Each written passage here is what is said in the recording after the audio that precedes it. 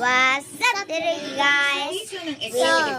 So we eating for food for a day. Yung first ay ano to siya?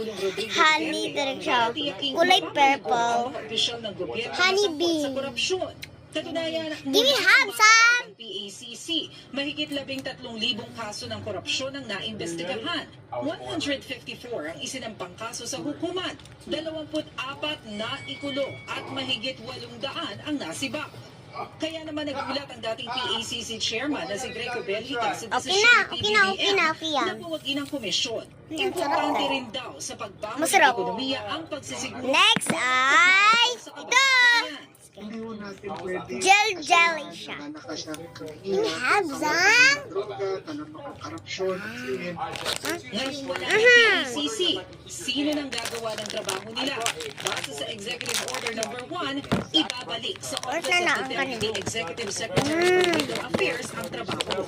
Bukod sa PACC, binuwag din ang Executive Order No. 1 ng Office of the Cabinet Secretary. At ang kasalukuyang Cabinet Secretariat ay pangangasiwaan ng Presidential Management Staff.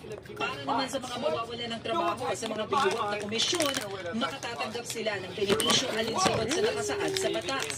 It really makes sense. Sour! Diyan siya. Sour girl sugar. PACC, para walang magbabantay sa gobyerno at mga buwaya ngayon. Kaya grabe pala talaga. No? Kitang-kita mo man kaya grabe. Talamak ang korupsyon. Kaya pala tinanggal at binuwag. Simula pa lang. Kaya pansinin niyo mga lads, di ba nagtataka ka na ng grabe ang korupsyon. Grabe talaga ang, di ba? Mga Dito na lang ate, no? pangulay, pangulod. Kaya pala, di ba? Sobrang nakakatakot. Imagine mo, wala nang pagbantay kung sino ang kurap. Mara! Babantay kung, di ba? Mara!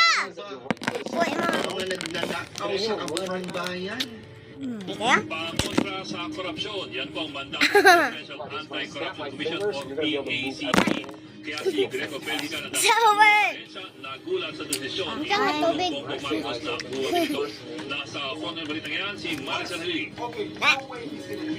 Sa visa ng Executive One, Order No. 1, two, Bongbong three, Marcos, abutan binuwag din. niya ang Presidential Anti-Corruption 10, Commission o 9, PACC. 8, 7, 6, 5, 4, 3, 2, 1, go. Ay binuwag ni dating Pangulong Rodrigo Duterte para tiyaking mapapasin ang opisyal ng gobyerno. Wait a minute.